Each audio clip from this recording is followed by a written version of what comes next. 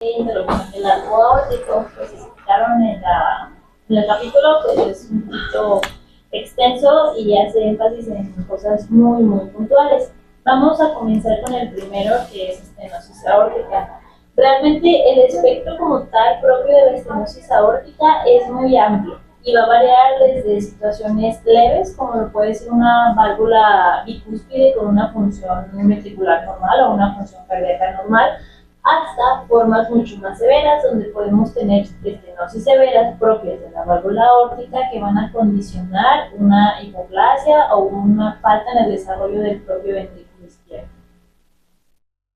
La estenosis aórtica se va a clasificar en función de la localización de la obstrucción. En este caso tenemos tres subtipos propiamente dichos, siendo diferentes pues las causas que van a condicionar este tipo de estenosis aórtica. Se menciona la valvular, que es la más frecuente, que va a aparecer de un 60 a un 75%. Le sigue la subvalvular por orden de frecuencia, que está en el 8 al 20%, y la menos frecuente, que es la supravalvular, la que podemos ver en medio, que realmente no menciona el porcentaje, pero lo podemos inferir más o menos que es entre un 5 o un 15%, es la más rara de las tres. A manera de detalle va desglosando cada una de ellas y comienza primero con la subvalvular. En esta tipo de valvulopatía, a diferencia de lo que ocurre con la estenosis valvular, donde la obstrucción no se debe propiamente como a una membrana o a un tejido fibromuscular en el interior como propiamente de la válvula, aquí hay una obstrucción que es debida al crecimiento, como lo podemos ver en la imagen un poquito más esquemática, del miocardio, que va a condicionar que se estreche esa región subvalvular.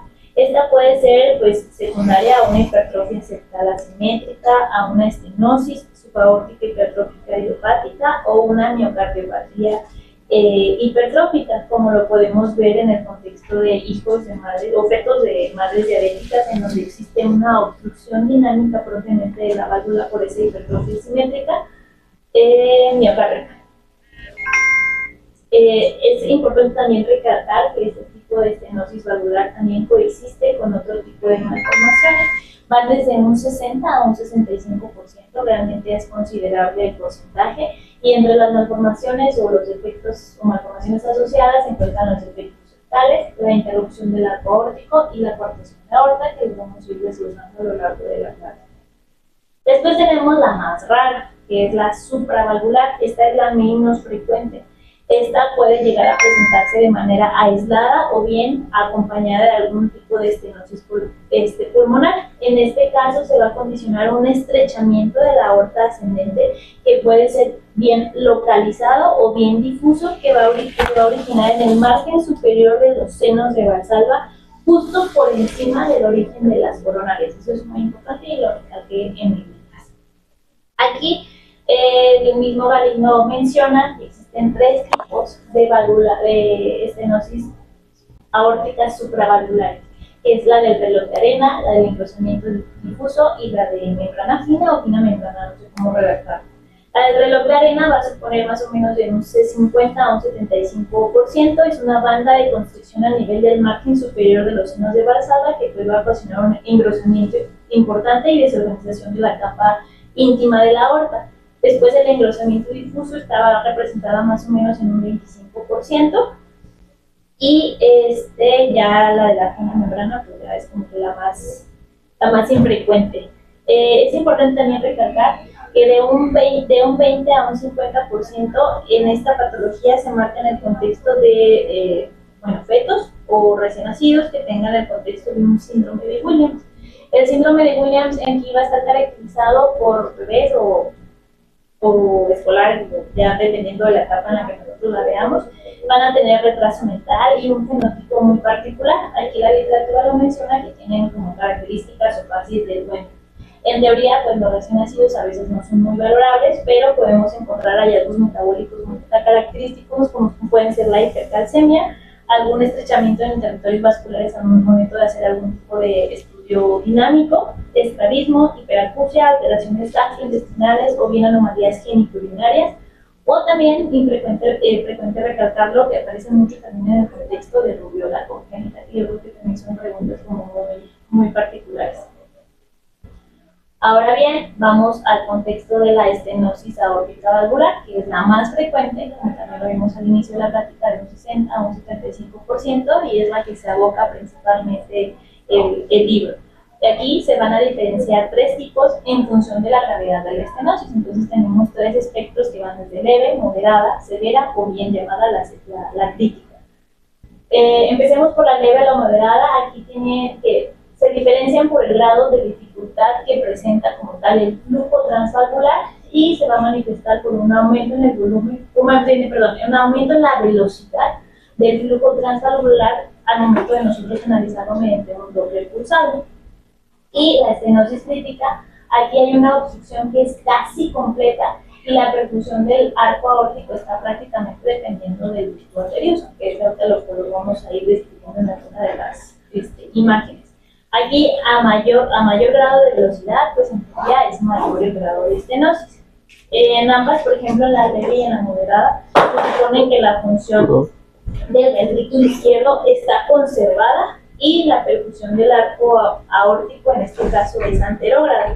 Sin embargo, en los casos de una estenosis crítica, pues aquí el flujo es retrógrado propiamente y pues son pacientes que pueden ser candidatos a algún tipo de intervencionismo fetal, y es por eso que pues, es importante como que determinar o clasificarla en qué espectro se queda nuestro paciente.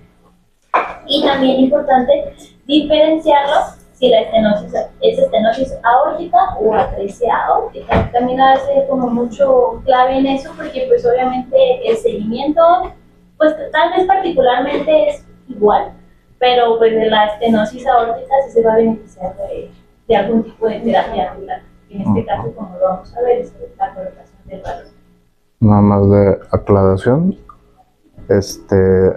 la clasificación de leve, moderada y severa o crítica emula una clasificación pediátrica que se basa en las velocidades y en el aspecto ya sin la característica del ducto arterioso en el neonato. Para nosotros, para lo fetal, es correcto mencionarlo así. Agrupar la leve y moderada, que la realidad es que son muy indistinguibles entre una y otra. Aquí vamos a ver fenómenos como aceleración, que ahorita nos lo vas a mostrar en las imágenes. Y en la crítica va a ser todo lo que le llamemos que se hace ducto dependiente. Así vamos a diferenciar una y otra.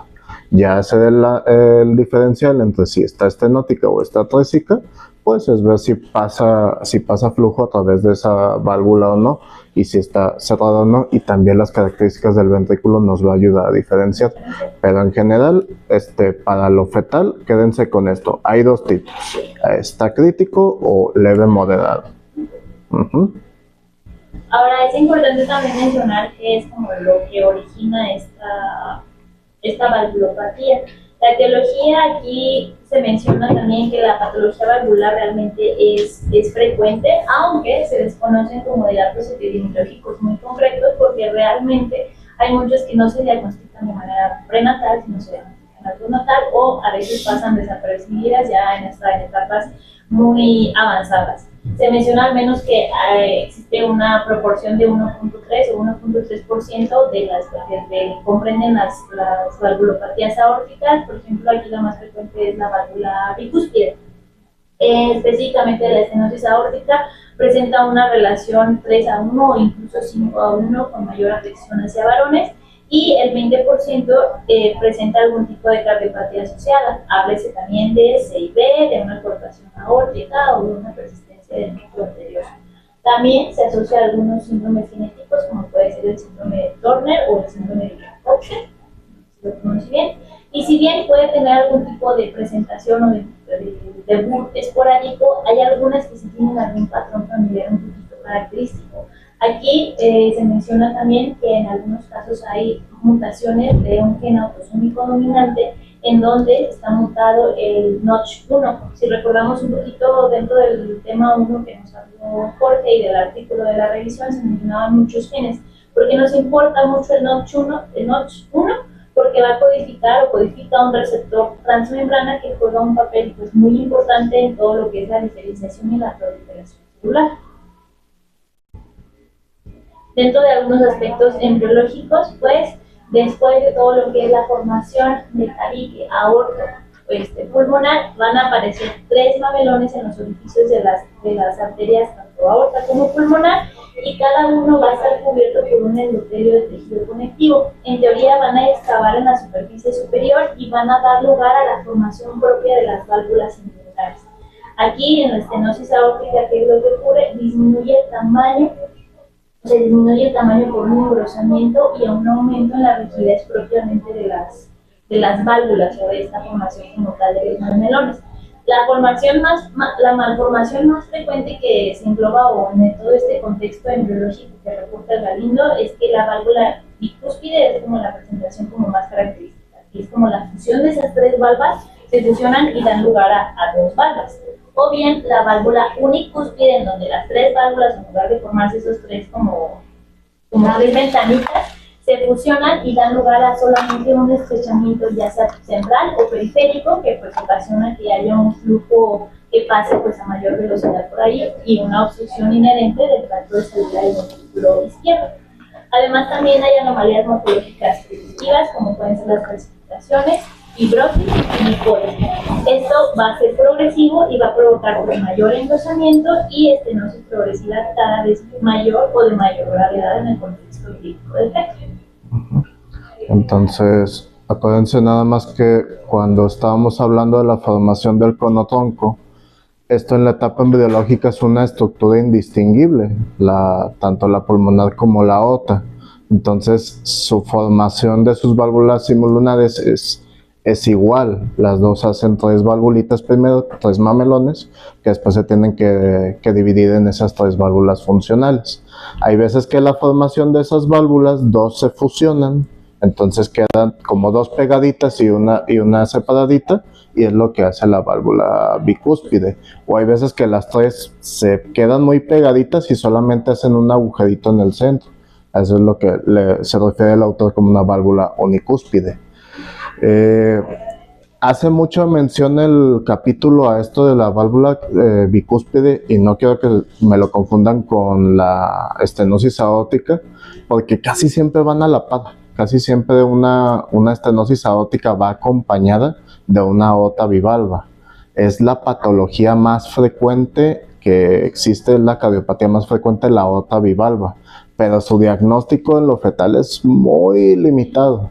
Entonces, más bien piensen en que si ustedes están sospechando de una obstrucción del tracto de salida izquierdo, probablemente se vaya asociada a una válvula bicúspide, y no lo busquen al revés, porque si se ponen a cazar de válvulas bicúspides, pues tienen que tener mucha imaginación y tienen que tener un muy buen corte y un feto muy cooperador, y hay veces que no nos queda muy claro, no vemos muy bien el signito del Mercedes-Benz a la hora de hacer el eje corto, pero véanlo así como de que, estoy viendo que está estrechado, estoy viendo que está aumentado el flujo, probablemente la válvula va a tener alguna anomalía. Ya en el seguimiento postnatal a lo mejor no lo reportan si como una válvula bicúspide o no. ¿Va?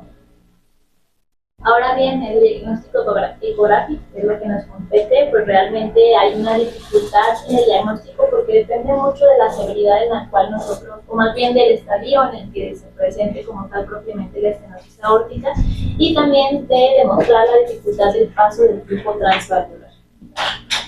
Y pues aquí podemos hacer mención de distintas imágenes del Galindo muy dinámicas. Aquí es una visión bidimensional o un 2D, donde podemos observar pues una válvula del cual está engrosada, de aspecto tosco, con un discreto aumento en la ecogenicidad y un grado variable de la limitación en la apertura. Obviamente es una imagen estática, no tenemos el videoclip, pero en algunas imágenes o algunas presentaciones, que nosotros podemos tener en los casos clínicos que revisamos todos los días, sí hay algunas válvulas que se ven como muy marcadas, donde la apertura está como muy, pues sí, muy limitada, porque se supone que, como ya lo habíamos visto en clases anteriores, las válvulas desaparecen al momento de la expulsión o del flujo de sangre transvalvular, y en teoría a veces nosotros las inclusiones las llegamos a ver. Entonces, es a lo que se refiere. Y aquí pues deja un orificio de tamaño variable, el cual puede ser ya sea central o bien puede ser excéntrico, que también en algunas ocasiones pasa, que pues da la limitación como tal del flujo transvalvular. En ocasiones también es frecuente ver que puede haber un cierto grado de dilatación post-estenótica, es decir, que aparece posterior hacia donde está la estenosis propiamente. Aunque en casos más graves la aorta reductal pues también puede estar hipodesarrollada, o sea, podemos tener como los dos escenarios.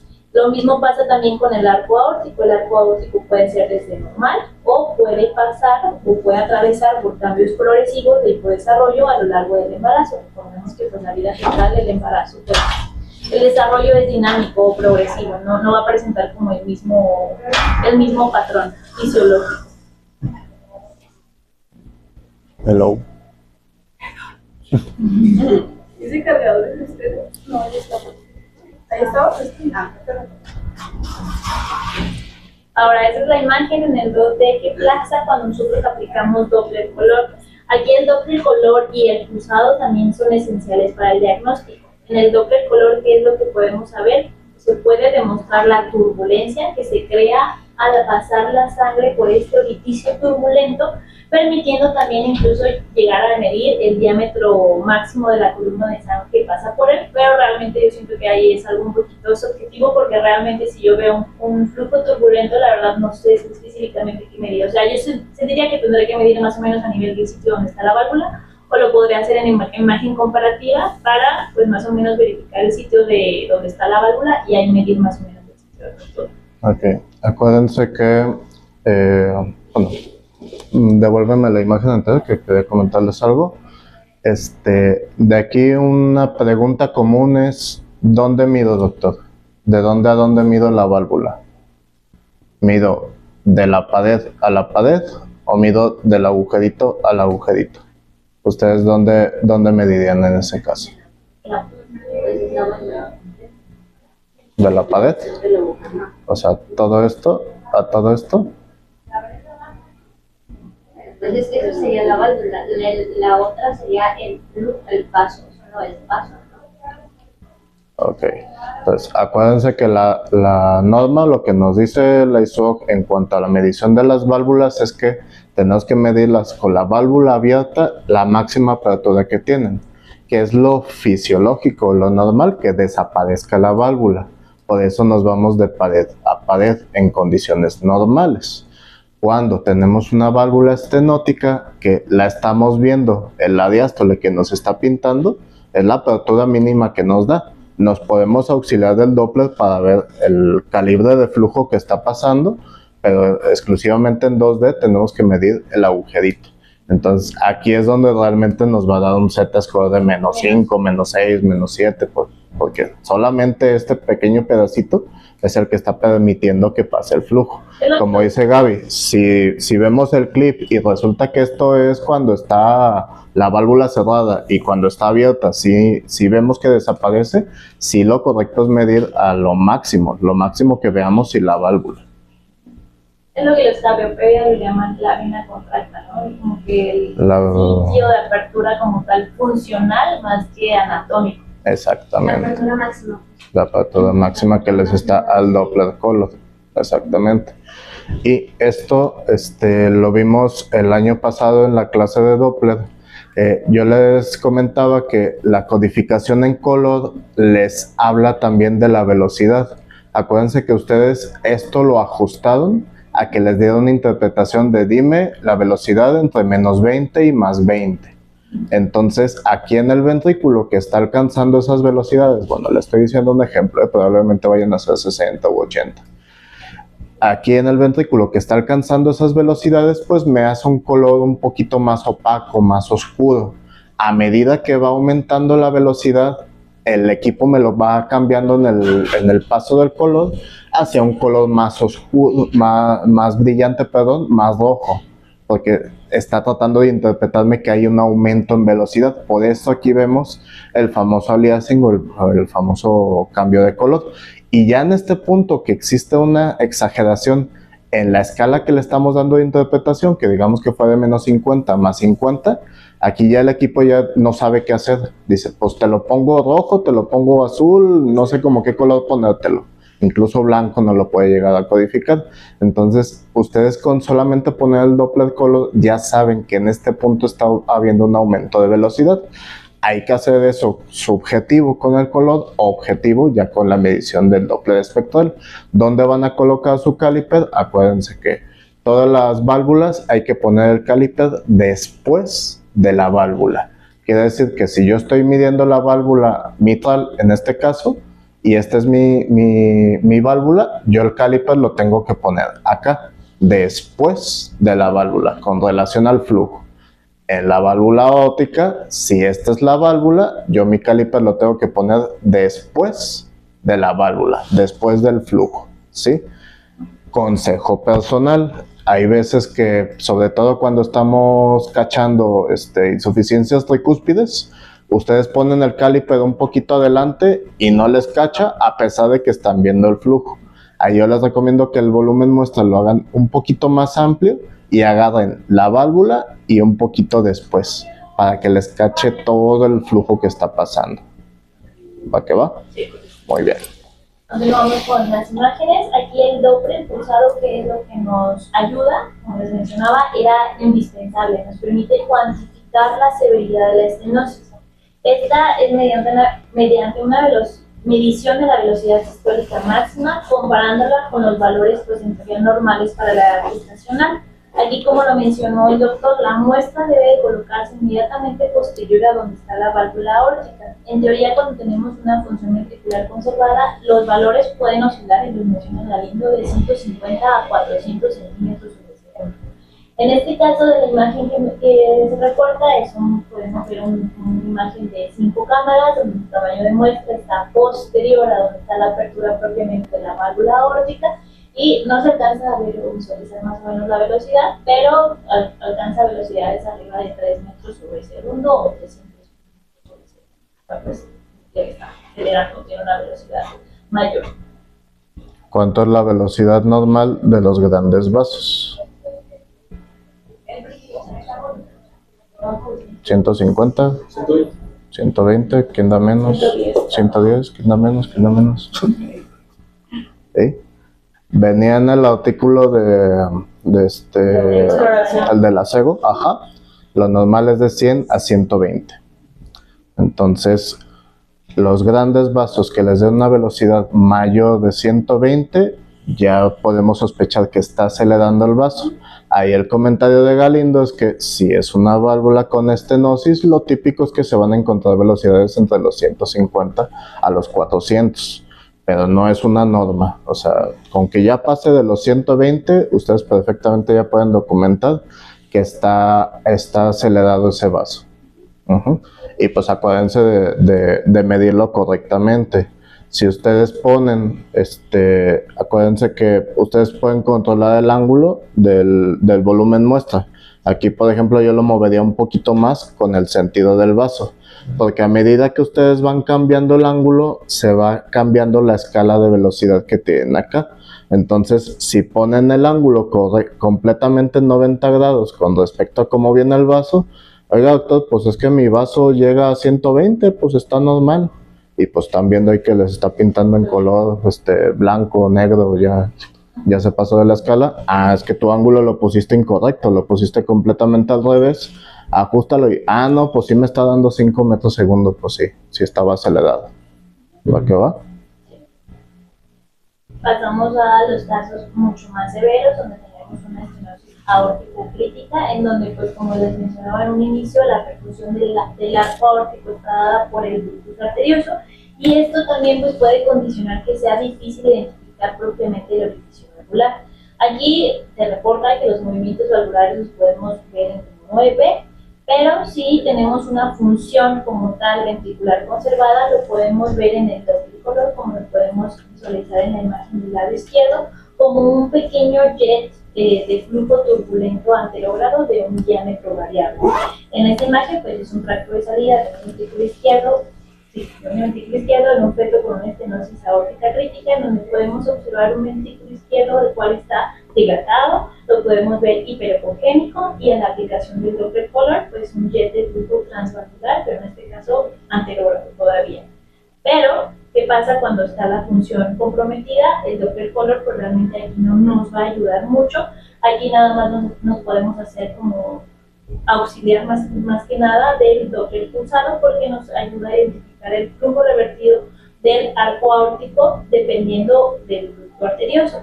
En la imagen del lado izquierdo tenemos un tracto de salida, en este caso igual también de un ventrículo izquierdo y un feto con una estenosis aórtica crítica. Igual también vemos el ventrículo izquierdo pues dilatado, engrosado, hipericogénico, y a la aplicación del Doppler pulsado confirmamos la permeabilidad propiamente del aorta. Esto todavía no es nada del flujo retrógrado.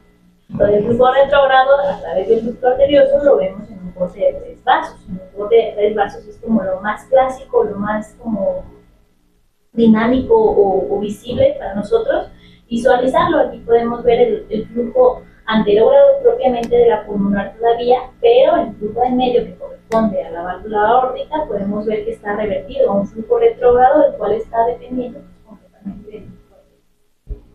Acuérdense de siempre hacer su análisis de cómo está el feto y cómo tienen calibrado su esquema de color.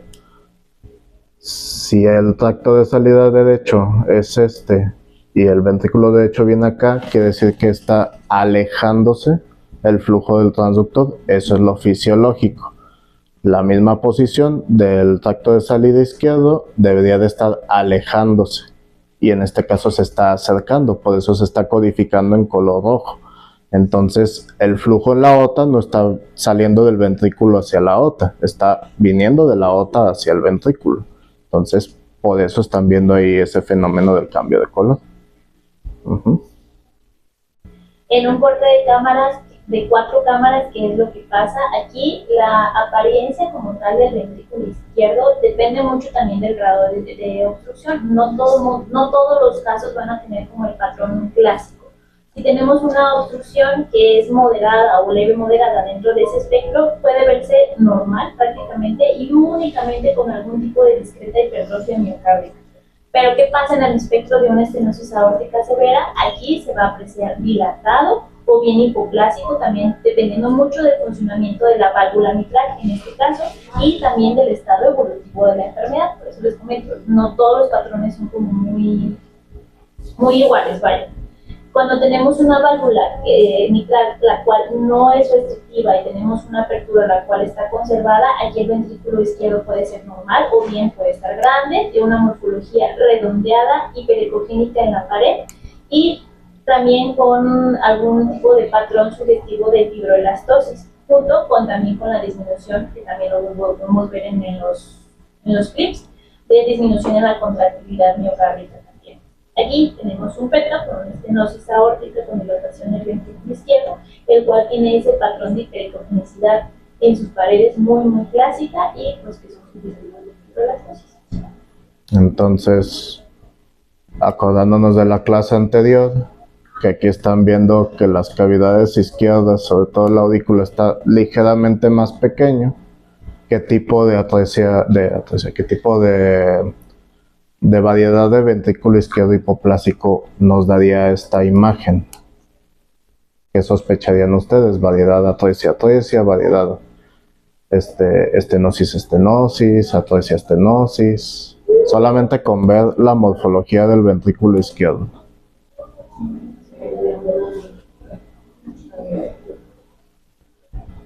Lupita, ya empezaste, échatelo. O sea, sería una estenosis, porque se está pasando flujo al ventrículo izquierdo. Y sería, pues no está saliendo por la aorta, entonces podría ser una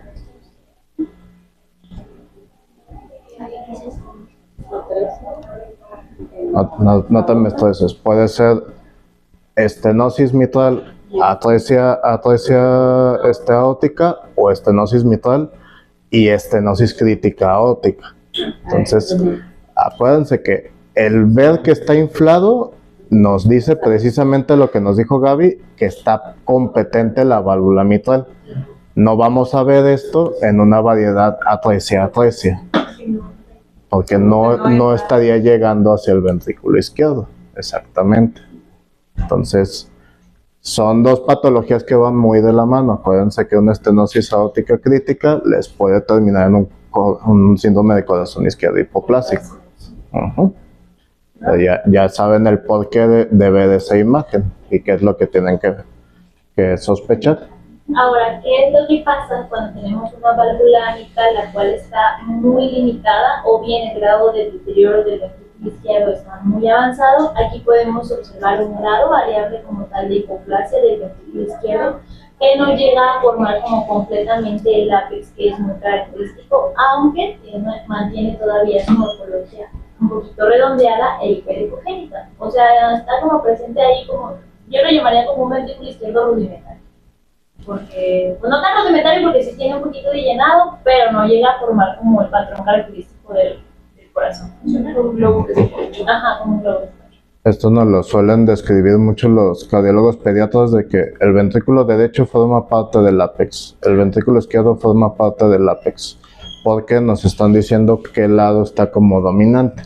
En el feto usualmente el ventrículo derecho forma parte del ápex, pero el ventrículo izquierdo alcanza a llegar. Cuando vemos que el ventrículo izquierdo está como en retroceso, está mucho más pequeño, pues el ventrículo derecho va a formar completamente el ápex cardíaco. A eso nos referimos. Y sí, como dicen, pues este ventrículo digamos que ya se ponchó, ya intentó todo para ser funcional, cambió su morfología, se puso primero como esferita, pero no pudo, fracasó la válvula mitral y pues ya se empezó a disminuir de tamaño. Ahora, con el Doppler color, ¿qué es lo que podemos observar? Podemos observar un grado de regurgitación mitral que en ocasiones está muy frecuentemente asociada, que en ocasiones va a ser el primer dato clave o pivote para el diagnóstico de una estenosis aórtica crítica. Y en caso de ser severa, pues podemos observar un cierto grado de dilatación propiamente de la aurícula izquierda y un aumento del índice cardiotorácico. En este caso, pues podemos observar ahí el jet de regurgitación que pues prácticamente alcanza hasta el techo de la aurícula. Y por último, también puede haber un aumento de volumen tan grande a nivel de la aurícula izquierda que nos va a ocasionar una inversión del shunt fisiológico, que es de derecha a izquierda, que incluso puede llegar a ocasionar que se cierre el foramen oval. En este corte de 4 cámaras, pues se aprecia un ventrículo izquierdo pues pequeño, redondeado, hiperecogénico y una inversión a la aplicación del Doppler color que va desde el flujo de la aurícula izquierda a la aurícula derecha. Y cuando tenemos en ciertas formas de estenosis valvular, también podemos observar, sobre todo en el modo M, asimetría septal o hipertrofia concéntrica del ventrículo izquierdo. Aquí nosotros podemos hacer uso de esta aplicación como tal para medir la pared libre o bien el tabique y comparar pues con las tablas de referencia que nosotros tenemos para la edad gestacional. En los casos donde tenemos una hipertrofia asimétrica, sobre todo como lo había mencionado en un inicio, en fetos de hijos de madres diabéticas, pues podemos medir el septo interventricular. Únicamente pues se supone que es el que va a estar engrosado. Y en los casos donde tenemos algún tipo de hipertrofia concéntrica, tanto el septo como la pared van a estar engrosados y ahí realmente disminuye, no sé si llamarlo como la cavidad virtual del ventrículo, o sea, está como muy chiquito y es más músculo, más septo o más tabique que propiamente espacio que sea funcionalmente para el corazón. Aquí en este caso pues es una proyección desde 4 cámaras más o menos, de un feto de madre diabética donde se mide el septo, que es la rayita amarilla muy tenue, está ahí marcada y mide alrededor de 15 litros. Así está bastante bien. Hay tablitas para sacar el tabique en la página de parámetros Z, y ahí pueden encontrar lo normal para edad gestacional. En particular, de lo que les puedo decir así como para que ya empiecen a sospechar, arriba de los 10 milímetros ya llama la atención. Ya es un tabique que nos está abarcando prácticamente a la mitad. De hecho, si se fijan aquí en el modo M, está chocando la pared libre del ventrículo izquierdo con el tabique. Acá todavía hay un poquito de espacio en el ventrículo izquierdo, pero ya el hecho de que estén así en contacto una con otra, pues nos dice que está aumentado ese tabique. Y ahí tenemos que buscar cardiopatías inherentes del miocardio, como una hipertrofia miocárdica concéntrica. En todos los casos, pues ante estos hallazgos como que tal vez un poquito pivote o inespecíficos, pues tenemos que hacer una valoración exhaustiva, sobre todo pues buscando datos de estenosis o insuficiencia valvular, pero en este caso pulmonar, porque también es frecuentemente que se asocia este tipo de estenosis aórtica, la pulmonar, como que van un poquito, no podría decir de la mano, pero sí es frecuente que se asocie. Además, también es indispensable valorar bien el arco aórtico, porque si recordamos de un 50 a un 60% se asocia con algún tipo de otra anomalía cardíaca estructural. Y en algunos casos puede aparecer pues fracaso cardíaco inútero, que pues, como ya sabemos pueden aparecer datos como de falla cardíaca o hidrops. En este caso es una proyección oblicua de un feto en donde pues podemos observar ascitis y derrame pericárdico, hipertrofia del ventrículo izquierdo e hipoplasma pues, del anillo aórtico de la pechita. Nada más no nos confundamos porque como que brincamos de un tipo a otro. Antes estábamos hablando de la estenosis aórtica válvula. Esto estamos hablando de la estenosis aórtica subvalvular. En la subválvula sí puede llegar a pasar que haya obstrucción también del tracto de salida derecho. Recuerden que ahí la patología no está en la válvula, la patología está en el tabique. Entonces el tabique crece, usualmente nos hace obstrucción izquierda, pero también si es exagerada nos puede hacer obstrucción derecha. ¿Va? Y pues bueno, esta es la cajita que viene en el uterino de la asociación con la estenosis aórtica congénita. Cuando tal tenemos lesiones asociadas, puede estar asociada a algún tipo de estenosis mitral, coartación de aorta, diafragma subvalvular aórtico o algún tipo de anillo supravalvular mitral. La estenosis aórtica también está asociada al síndrome de Sone, lo que lo vimos la clase pasada con Lupita, que si recordamos es un espectro de 4 entidades propiamente: un anillo fibroso supravalvular, una válvula mitral que tiene la apariencia en paracaídas, que es una U invertida, una estenosis aórtica, subaórtica y una coartación de aorta. La anomalía con estructuras o con algún tipo de malformación extracardíaca pues realmente es rara y el riesgo de cromosomopatías es bajo. Entonces, esto es importante mencionarlo porque pues va de la mano de nuestro asesoramiento prenatal al momento de nosotros establecer el diagnóstico. Y aquí dentro de las asociaciones o de las causas como tal podemos tener algún tipo, el Galindo lo divide en asociaciones maternas y fetales. Me pareció pues, realmente interesante la gráfica porque lo divide pues, por patologías, algún tipo de fármaco teratogénico o algún tipo de anomalía cardíaca. Por ejemplo, podemos ver que, como también lo vimos, pacientes diabéticas o con antecedentes de rodilla congénita pueden presentar esta entidad, o bien el uso de ciertos fármacos, que en este caso pues la fenitoína, el ácido valproico, que son como de los más comúnmente usados ya en nuestro medio, la talidomida ya rezagada, y anomalías cardíacas. Aquí lo quise suponer que son anomalías cardíacas maternas que tienen algún tipo de riesgo de que puedan como que asociarse a algún tipo de herencia hacia el feto, como una sería una enfermedad B, una coartación, doble salida, etc. Y anomalías cromosómicas que si bien son raras, no también debemos dejarlas de un lado, como puede ser el cromosoma 14 en anillo, la trisomía 2Q o el síndrome de Turner, o síndromes como los podemos ver de este lado. Ahora, hablando de la historia natural, pues realmente presentan un espectro pues, muy distinto en las formas leves, moderadas a las severas.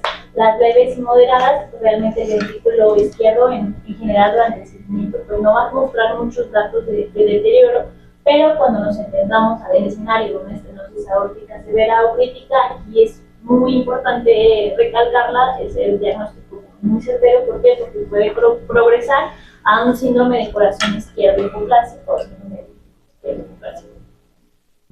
¿Cuál es la conducta prenatal que nosotros vamos a tener? El Galindo no lo menciona, lo de algunos otros artículos. Realmente el ultrasonido es como un control obstétrico más o menos habitual en función del grado de severidad de la estenosis. Es cada 2 a 4 semanas para identificar la progresión y el empeoramiento como tal de la enfermedad. Se supone que nosotros, bueno, siempre que encontremos este tipo de patología se refiere a un tercer nivel. ¿Por qué? Porque los fetos tienen un alto riesgo de falla cardíaca, bien de hidrops, y pues por ende de muerte intrauterina. Y también importante, aquí lo único que nosotros podemos hacer, valorar el intervencionismo si son candidatos o no. O bien, sabiendo en el contexto de que es una cardiopatia congénita adulto dependiente, al momento del nacimiento pues sale la valoración postnatal de una manera dirigida porque pues, son dependientes. Y en este caso pues el buen pronóstico es una leve moderada y el mal pronóstico pues, es una severa por el riesgo de hipoplasia de ventrículo izquierdo. Aquí, como ya lo había mencionado ahorita, nada más lo quise como comentar y poner las imágenes clásicas de la terapia postnatal una vez que ya nacen los bebés, que es como lo clásico de intervencionismo, que es la cirugía Norwood, el límite direccional y el frontal. En este caso, el Norwood en etapa neonatal va a garantizar el flujo pulmonar mediante una fístula protésica entre la rama de la aorta y la subclavia derecha. No, rama protésica entre la rama de la aorta, que hace caso de la subclavia derecha, con la rama de la pulmonar. Y el bien bidireccional, que se hace a los 4 o 6 meses, que es una reconstrucción como tal del arco aórtico con una conexión de la vena cava superior a la arteria pulmonar derecha. Y ya posteriormente, pues son cirugías pues, complejas, realmente la mortalidad es muy alta. Si es que sobrevive, es muy crudo, pero una fontana a los 3 o a los 6 años, que es una conexión de la vena cava inferior a la rama derecha de la arteria pulmonar. Ahora, ¿qué es lo que nos importa un poquito a nosotros? Pues es el tratamiento inútero. Esto porque debido a la historia natural propiamente y la posible evolución a una hipoplasia del ventrículo izquierdo, mediante una valvuloplastía, pues se permite la posibilidad como tal de modificar la evolución propiamente de esta entidad y ofrecer pues estrategias postnatales un poquito pues, más favorables y sin tan alta tasa de mortalidad. En este caso, las primeras descripciones de las valvuloplastías datan de 1991, o sea, prácticamente hace más de 30 años, en donde se reportó primero un feto de 28 semanas, en donde tenía un ventrículo izquierdo pequeño, se ingresó mediante pues una válvula o un estén, no sé cómo llamarlo, a la pared libre como tal. Se hizo una dilatación no exitosa y hubo una muerte fetal a las 24 horas post-intervención. Otro es de un feto de 31 semanas con un ventrículo izquierdo hipocontráctil con una válvula engrosada restrictiva. Se realizaron 2 intentos de valvuloplastía. El primer intento fue fallido, el segundo ya se fue exitoso, y lo puedo llamar exitoso entre comillas porque realmente sí tuvo una resolución del embarazo por parto espontáneo a las 34 semanas y tuvo una sobrevida, aunque corta, pero falleció en los 28 días de nacido, porque como sabemos al momento de la intervención fetal pues son prácticamente estudios complicados. Obviamente ya no hay como un estudio o un ensayo multicéntrico autorizado como muy sólido, por ejemplo, como el que tenemos con los MOMS, de los efectos de disracia espinal, y toda la mayoría son como algún tipo de ensayos institucionales, por ejemplo los de Boston 2009 o los de Toronto de 2017, en donde se recaba la mayor parte como de tipo de intervencionismo de algunas instituciones. Entonces, algunos como que tratan de englobar o caracterizar cuáles pacientes van a ser candidatos a algún tipo de intervención o que son candidatos a algún tipo de valvuloplastía. En este caso, aquí se engloba en estos criterios ecografólogos en el 2009 que las pacientes con estenosis aórtica que tengan una disminución, movilidad disminuida de las válvulas con un flujo anterógrado a nivel del anillo valvular con doble color, o bien no tengan una obstrucción muy mínima subvalvular del ventrículo izquierdo, pueden ser candidatos, o bien que tengan una función como tal del ventrículo izquierdo disminuida. Aquí pues los Z-score realmente pues son dependiendo de la edad gestacional, pero por lo regular la mayoría de las intervenciones fetales, como recordamos, son a nivel de segundo trimestre. Hay otro artículo en el 2017, si no me equivoco, en 2017, en donde se valoró pues 18 revisiones de 18 instituciones, en donde se valoró las complicaciones tanto maternas como fetales del intervencionismo fetal. Si bien es una intervención pues realmente complicada porque sí tiene alto riesgo de mortalidad fetal, casi cerca al 11%, también no tiene un riesgo o más bien un beneficio más o menos alrededor del 42%, sobre todo de sobrevida en pacientes que sean candidatos de manera seleccionada minuciosamente, sobre todo porque tienen menor riesgo de intervención, o bien, hablando de intervenciones de sobrevida a algún tipo de intervención, propiamente. Y estas imágenes, quise poner el video que viene en la ISUO. Tiene un video que es muy chiquito, de 2 minutos, nada más le ponen estenosis aórtica, y viene como a grandes rasgos, de manera muy general, cómo es que se hace el intervencionismo. Pues obviamente se pone, bueno, lo que leí es anestesia materna, un bloqueo, anestesia fetal. En teoría tiene que estar el feto o en decúbito supino, es decir, viendo hacia arriba, de manera que quede el látex dirigido hacia la parte superior del abdomen, para que nosotros tengamos una adecuada visualización o una adecuada inserción. Se coloca un catéter y posteriormente se introduce una aguja, dice que de 18 gauge, por el cual se mete un balón muy pequeñito, que tiene más o menos diámetro de 3.5 milímetros. Todo se hace bajo guía ecocardiográfica. Y pues ya una vez que se ingresa por la pared libre del ventrículo izquierdo, se llega al tracto de salida del ventrículo izquierdo, más o menos a la zona valvular, y se insufla el balón, llega a mencionar que de 3 a 5 veces, y ya, en teoría se retira, y pues se supone que ya hace una apertura funcional y anatómica de la propia estenosis para mejorar pues la sobrevida y evitar que llegue a un síndrome de corazón izquierdo hipoplásico. Realmente aquí el materno se avienta mucha de la chamba de este intervencionismo, porque nosotros colocamos la guía para que ellos pasen el balón. Ya realmente el balón, pues de los 3 casos que hemos tenido aquí, está todo el equipo completo ahí en quirófano. Estamos con el ecocardio en una parte del equipo, la otra parte del equipo está con la aguja. Pasan, y ya cuando entran los cardiólogos pediatras es para controlar el baloneo, pues para insuflar, quitar. Sí, es muy bonita esta cirugía, es muy bonito los casos. Como dice Gaby, la estadística actual dice que la mayoría terminan falleciendo por el procedimiento, a pesar del procedimiento. Pero la intención es buena. De todas formas, si ya tienen una estenosis crítica, si ya cumplen los criterios de inclusión para hacerles el intervencionismo, van a progresar a un síndrome de corazón izquierdo hipoplásico, y la sobrevida del corazón izquierdo hipoplásico es la patología cardíaca por excelencia con peor pronóstico que hay. Entonces, sí, si identifican algún caso, hay que hacerle la lucha por tratar de llevarlos a intervencionismo. Y pues ya dentro del manejo de tratamientos postnatal, como sabemos, de manera inmediata, una vez al nacimiento, al ser una patología retrodependiente, pues amalita prostaglandinas.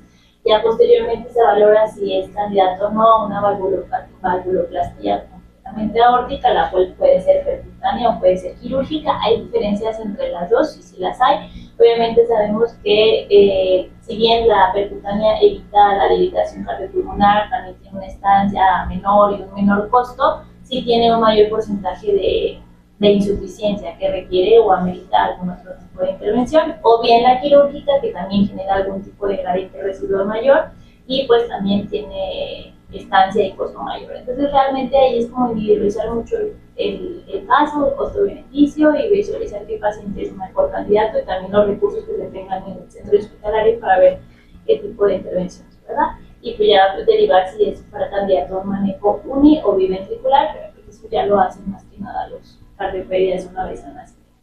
Ahorita la tendencia es tratar de sacar todo por hemodinamia. Son varias las patologías cardíacas que son candidatas a resolverse por percutánea, por hemodinamia, pues. Para lo quirúrgico, pues se sabe del gran riesgo que tiene un neonato, incluso un infante, a entrar a una cirugía de corazón abierto. Hay que hacer la derivación, hay que hacer muchos procesos por los que en el mismo procedimiento o en la recuperación tienden a tener más riesgo de mortalidad. Entonces, por eso están leyendo ahorita ustedes mucho más acerca de lo percutáneo y la hemodinamia. Ahorita que les ha tocado rotar allá en cardiopedia, les ha tocado ver, ¿no? Algunos. Sí. Sobre todo, pues, lo que está más estudiado es las EIVES. Las EIVES y las EIAS, sí. Con darles Sí, las correcciones son muy bonitas. Realmente, o sea, uno lo puede ver en el transductor, o sea, en el 2D, pues nosotros hacemos una visualización, pero ya con el paciente ahí, con la intervención, con el cateterismo, con el fluoroscopio, sí es muy bonito. Como Está bien, se dice, rica. ya está, 10 minutos. Ajá. Y ahí ven al mocoso yéndose para su casa. Ajá, exactamente, de KFC. Mándale. Exactamente. ¿Quiere que continuemos con...? Ya vamos a coadaptación, Sí, ¿verdad? ahorita Ok. es todo lo de... No sé si quiera... Yo creo que le cortamos ahí a tu clase y aprovechando que Medadi cruzó media ciudad, vamos acabando su clase Y yo así. para no deber tantas clases y terminamos el miércoles lo tuyo, Gaby, y le seguimos. Coartación e interrupción. Ujú. Y yo 10 minutos, ok. 10 minutos cada la vez. ¿Listos? Se pone a leer su chocolate. No puedo vivir con él. ¿Así es que te hizo? Vayan a estar. Pausa para deshidratación. Pausa de deshidratación. Oye, no lo había pensado. Es que te entras. Pausa de Mira, la voy a poner en... Pues son. No, no se ve mi pata, yo hice la pasión. Son 60 diapositivas. Tu capacidad de síntesis tiene que ser muy buena. Doctor, entre Canadá y Boot, allá me dicen, ¿cómo que te dejaron 3 clases en una? Y yo,